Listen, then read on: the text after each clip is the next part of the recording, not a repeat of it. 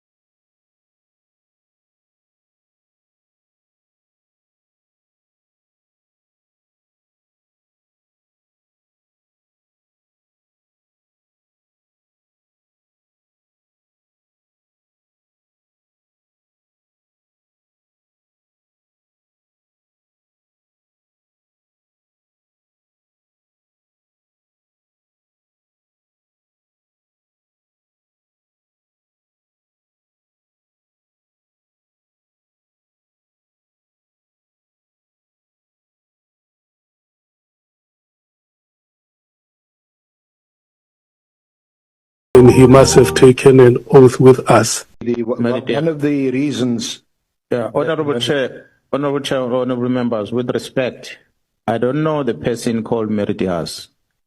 I've never seen her, I've never met her. But for whatever reason, out of over 68 million people in this country, there are only certain individuals that get so much mileage in the public space that whatever they say, the whole country knows about it. And whatever they suggest, majority of the people in the country tend to believe it. I want to challenge and I want to request this committee to invite Mary Diaz, not visually. If she's in a wheelchair, we'll bring her here. But she must come here and sit in this chair and repeat that which she wrote. And then allow the honorable members to ask her questions. I did not start at the University of KwaZulu-Natal, but I learned that she's an academician. And I'm disappointed if I was a student of Mary Diaz, if she was a lecturer, and she would have made me pass a certain qualification, I would begin asking myself whether is that qualification credible. Because you cannot be a researcher and you have someone sending you something and you believe it to be the fact and you go and communicate it out there as a researcher, if that's what she is. That's why I'm saying I don't know her. I'm beginning to question the institution that she works for. If she's indeed, because I heard that she's at the University of KwaZulu-Natal, the province I come from, which is a bit disturbing for me. Because, honorable chair members, with respect, I think Mary Diaz is a desktop researcher, if any. That's all she does. I'm not a researcher myself, but I believe I can do better than what she's doing. She, at one stage, she accused Gerald Khumalo to be the one behind the Cindy Somakatwa's murder. Gerald Khumalo is the one that arrested the criminals. He's the one that arrested the mayor, Ndobe, of Mzimkhulu, who later was released by court and he committed suicide. He's the one that arrested the municipal manager. He's the one that arrested the convicted fellow now. He's the one who arrested everyone. But because Mary Diaz is fed by a convicted person, because once you are convicted in crime, whatever you say tend to be questionable because you've already been found guilty by court. So a person who's found guilty by court sends information to Merity House and the honorable member of this parliament, Mr. Adams, and they believe that. It's just disturbing, very much disturbing. So I don't want to debate much what she's saying. I don't want to argue in terms of the letter that she wrote, but if the Minister of Police, Mr. Senzo Mchunu, took the decision to write the letter of the 31st of December 2024, disestablishing the political killing task team, being informed by Mr. Merity House complaint, then I'm going to challenge that perhaps the minister, with respect, might need to go and relearn how to manage. Because as a manager, you don't do that. You do not do that. You arrive in an institution, you seek for briefing to be given to you, and you make your calculations about things. You then decide on the way forward. For the minister to come in, the executive of the organization, they are there in his disposal. He doesn't bother engaging them. But he listens to people who are outside the institution to give him WhatsApps that are disappearing. I don't know who told him that the WhatsApp disappearing cannot be retrieved. Maybe we need to help the minister. The WhatsApp are disappearing, they cannot be retrieved. The letters of Merity House and many other people that influenced him and briefed him according to the reference letter that made him to reach a conclusion. You are briefed by anyone else other than the executive of this institution. And then you take a position, you believe this is the right position. So I'll advise the minister to perhaps go and get some training somewhere about management. General, I just to round off on Mary Haas. I don't, of course, hold the brief for Mary Haas, but Senior Counsel, I see Honorable Sangon is sorry. raising a hand. Thank you, Chair. I'm so sorry to disturb. Can we just be directed to where this letter is in the pack? That was my only intervention. Thank you. What I was trying to indicate here is that in January, the letter is written by the minister. In January, the members are deprived of an opportunity to be given an award.